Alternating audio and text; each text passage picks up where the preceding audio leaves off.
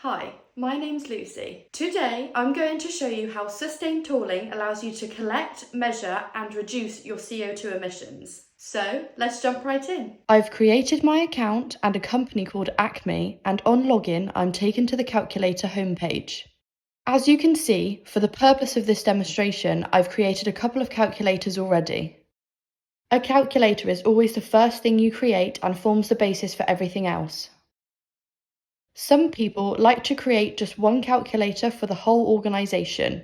Others prefer to break information down, as we have here, into different locations, for example, or maybe create one for a specific area of focus, in this case, travel. The flexibility is there to do whatever works best for you and your organisation. Data could be populated manually, by CSV or by API. I am going to create a new calculator here and then show you how to populate it using a couple of those options. We start by clicking the Add Calculator button. We will call it London. Give it a brief description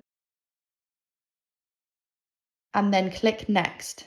That's it. We've got a new calculator created, and by clicking this button here, Add or Amend Data, we can go straight in and start adding to these categories.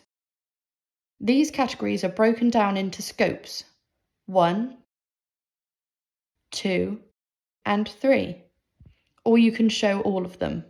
If you want to know more about what these scopes are in sustainability, then take a look at our blog where we have a post on this subject. If you want to read more about any of these categories, you can hover over any of them and it will show you the full text if you can't see it all. Also worth mentioning, the numbers on here show how many entries there are in each category. This just helps identify if there's something you've missed. For example, if water is blank, that is something that most companies would expect to include data. To manually add, you click on a category and you can see the subcategories beneath that. Let's pick solid fuels. We'll add one in here with the date of the 1st of January 2023 and the end date of what we want to measure as the 31st of December 2023. And we'll select domestic coal. The measurement and the amount of that unit as 0.3. The CO2 usage will show automatically there. If you want to understand how that number was calculated, you can always click on this function icon. That will show the calculation we used and where the calculation comes from. In this case, it's the UK government GHG conversion factors that we're using. So that's how you would manually update a calculator. As you can see, this has now changed. There's one entry under fuels. Sometimes you might have some data from another department, finance for example. In this case, you can put into a CSV file and you can upload by going to the integration section here. Typically, you would click this data download button. It would download a file and then you update that file accordingly. In this case, I've already downloaded the file and updated with the information I need, which you can see in the file here. One important point is to check that we have the correct calculator selected. We don't want to update the wrong calculator with the CSV file information.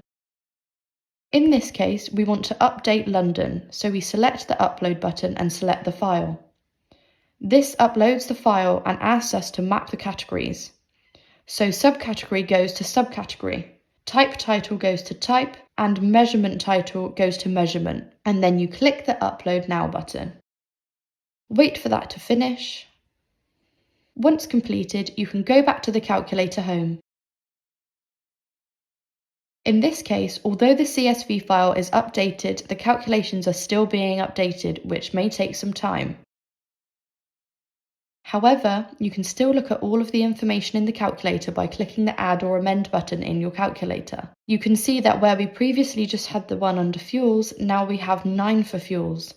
Let's take a look at bioenergy, for example. You can see there's 2 under biofuel, 4 under biomass, and 2 more under biogas. So, now we've created a calculator and populated it with some data, What next? How does that help us reduce our CO2 emissions across our organisation? Firstly, we can go to the dashboard section here. This provides a graphical overview in the form of charts, so you can now see where your biggest numbers are across the 3 scopes. You can select the checkboxes here to show and hide. For example, if you only wanted to show scope 3, then you would uncheck the others. You can select any of these options to make it more visually appealing or easier to read depending on the number of entries. You can also switch between calculators in your organisation. This is a constant throughout the app, the ability to switch between calculators in every app section.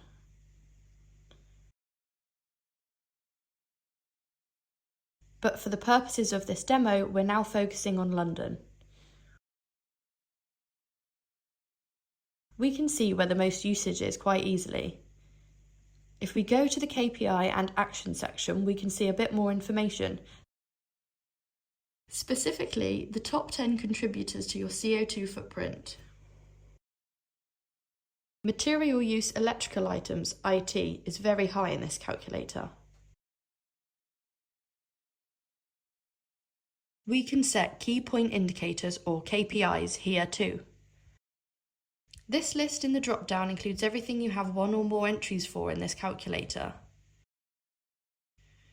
We created an entry for domestic coal earlier on, so we can create a KPI by simply clicking this button. This will generate the earliest point and the latest or current point. Now in this case, we only created 1 entry, so they are the same. What you then do is to add the target, what you would like to get to. We'll put 750 for this entry. Let's select another couple of KPIs. We'll select wood chips and create the KPI, and we'll also select the biggest one we've got, electrical items IT. Both of these have more than 1 entry. Looking at wood chips, you can see that in January 2022 this started as 45, and it's come down slightly to 41 by December 2023. If we select a target point here that's higher than the current point, then it should be green, because at the current point we have already met and exceeded our target. Electrical items is also on the right track and dropping over time. If we select a target number that's lower than these points, it will show as an amber because it's going down but has not yet met the target point. If the numbers are going up over time and getting further away from the target, then this will show as red.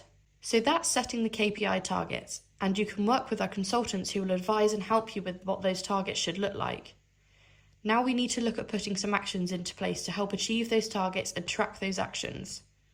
So we offer a Kanban board for this purpose, something that I'm sure you've seen elsewhere in your organisation. We're going to add 4 lanes here and give each of them a name: backlog, in progress, blocked, and complete. We then add some tasks.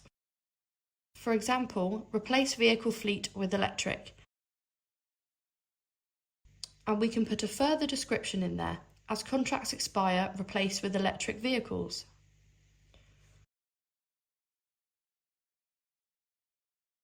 We can also set a target date.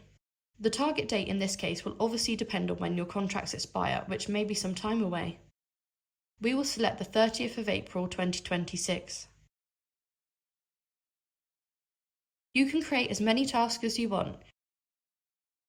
Let's create a second example task with a target date that might be slightly earlier.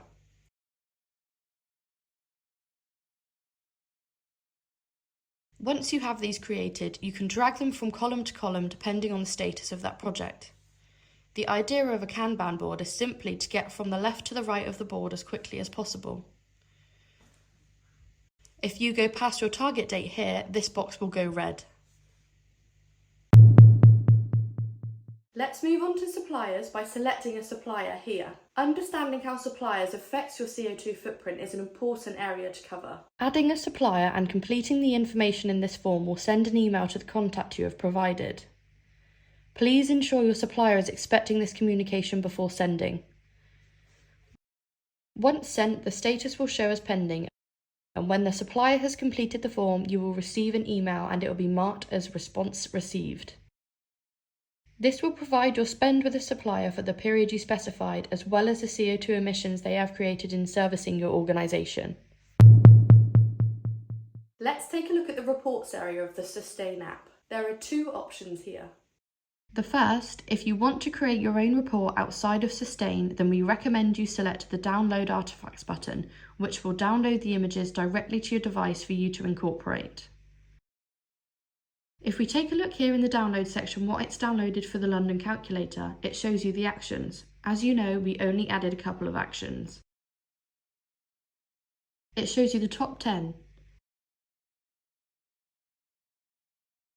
the KPIs. Again, we only include a few of those. And lastly, here's the scope overview chart. These artifacts are for you to take, include in your own Word or PowerPoint reporting, and present whatever works best for you.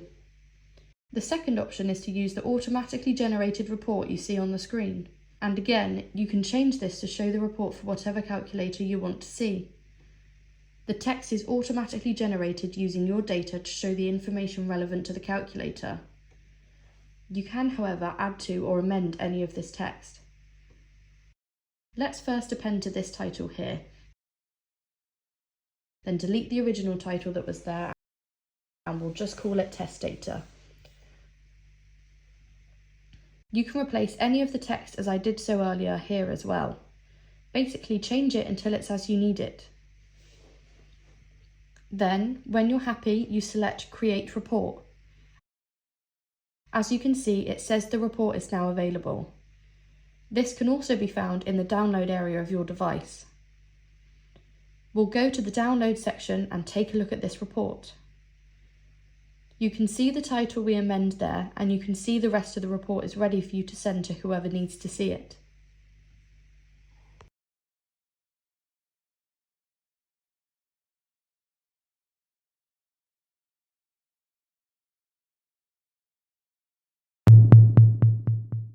We continually build in integrations to make managing and reducing your CO2 emissions easier. It's worth regularly checking your integrations area to see what the latest options are. The most recent is our distance estimator. This tool is integrated with Google Maps and allows you to quickly estimate the CO2 of a specific journey by simply inputting the start and end locations along with the mode of transport. We have already run through the data upload CSV method. The Suztain API is covered in a separate video. Finally, the calculator merge is a powerful tool that allows you to merge two of your calculators together in a newly created calculator. To demonstrate this, we will merge together the London and Dubai calculators. Head back to this calculator homepage and look for the data merge icon and then complete the fields. We first enter the name for the new calculator. We'll call this Merge Demo and give it a brief description. Then we select the two calculators to merge. Obviously, you can't merge a calculator with itself. We're going to select Dubai to merge with London. Click Next and there you go. You can see the new calculator. It's highlighted that it's a merge calculator and the total shown here is of both London and Dubai calculators combined. If you are the first person to sign up in your organisation, you will automatically be an administrator. If you're invited by someone in your organisation, then you will be in the role that you are assigned. Clicking the My Account button from any page will take you to your profile page. If you are an administrator, you will see the Manage Users option. Clicking on the Understanding Roles link will describe the roles available and their differences, so I won't go into that here. Clicking on the Add User button will display a form where you can invite a new user to your organisation and assign them to the role that they need. The audit log tracks the actions taken and by whom in the Suztain application, helping you remain secure and compliant at all times. The Suztain app safeguards your data in transit with TLS and at rest through RDS AES 256.